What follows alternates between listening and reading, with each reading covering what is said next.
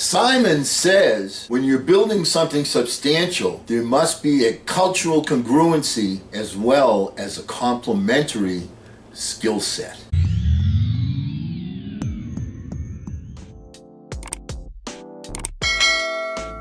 Hello again, everyone. I'm Eli's dad with Project Eli, where we educate, we lead, and we inspire. And we are on our third video from a series I'm calling Simon Says, because of my bromance with Simon Sinek, things that he has said and written that I strongly agree with, that I want to pass along to you, that I've been using for years and years and years, but it's always good to go back and go over the basics. You know, when you're building a stable business, it requires some thought. Too many times people say, you know, I've given so much, and all everyone seems to do is take. Do you say that to yourself on the business side of the balance sheet, on the personal side of the balance sheet? Question: how are you defining giving? People want to feel valued and valuable. They want our time. They want us to help them grow.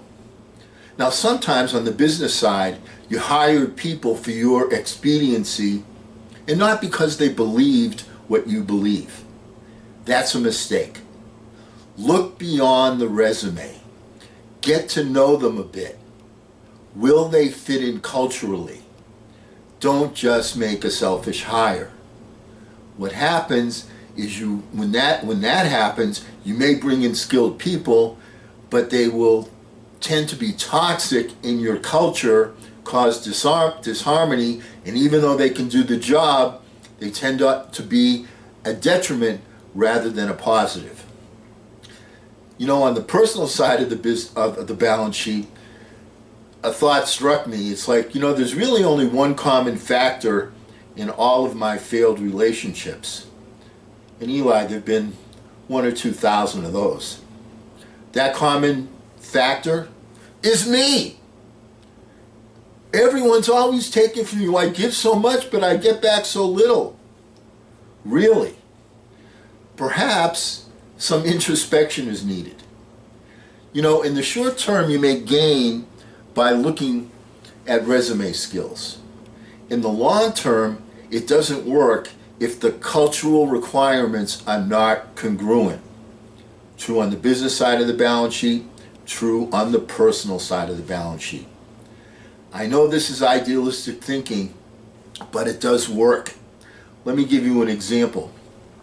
One of the companies I worked with, one of the first companies I worked with, California Blue Ribbon Meatpacking Company, came in, sat down with the boss, a small company, Mort Mutnick was his name, he was one of my first mentors, and he said to me, Eli's dad, here's what we do here. We beat the supermarkets. Everybody goes grocery shopping. We have a better way. Here is our better way. People will buy the number one product at that particular time, maybe not so much today, but in the 70s, late 70s, early 70s, early 80s, meat was a big part of people's grocery bills. And he said, what we're going to do is we're going to sell people more food, better meat for half the price that they're paying now. Is that something that the public wants? And I said, heck yeah. On top of that, what we're going to do is we're going to give them access to buying things like the supermarkets buy in bulk, by the case, at cost, with a 3% markup that we use just for handling. That's what we're going to do, so people can buy things like diapers in bulk, paper towels in bulk, toilet paper, things that people buy a lot of. They buy it in bulk, they can save a lot of money. We are here to help people. Is that something that you can get behind? Well, yeah. At the same time, you're going to make a lot of money doing that as a salesperson. Do you follow what I'm saying? Before he took any interest in me whatsoever, he wanted to make sure that I could feel in my heart what they were trying to do, the why the company was in business, why the company existed, that I was somebody that felt strongly about helping him to achieve that particular objective. That was the vision. Here's the vision. We're going to change the way things are done, the way people buy things. We're going to make it better for them. We're going to deliver it right to their house. They don't even have to get out of the house. We'll deliver it right to them.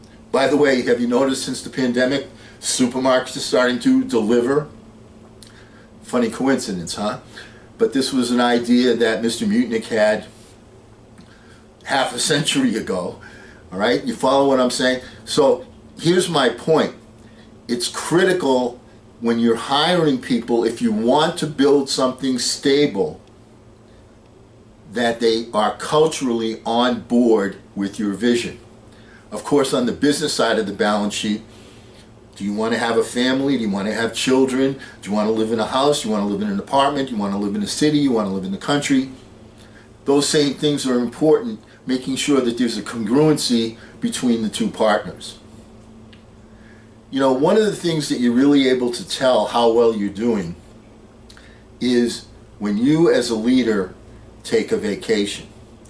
Will the mice play, or will they work harder to illustrate why you have faith in them and why giving them responsibility was a good judgment? You know, every year I had my office in San Diego, and every year for a particular week I would fly to Maine and spend time with my reunion that I've spoken about, that's very near and dear to me, and everybody knew it. You know, Eli's dad's going to camp for a week. You know, that was the mantra. And say, all right, while I'm gone, we want to make sure that business keeps up, and in fact, let's see if we can improve it some. The thing is, if you've built up that culture the right way, if you have people believing what you believe, and they're sincere about it, they don't want to let you down. They want to prove to you that all your sacrifice and belief in them was worth it. Remember though, that any kind of relationship like that doesn't happen overnight. Mandatory investments by you have to include time and faith. Key elements.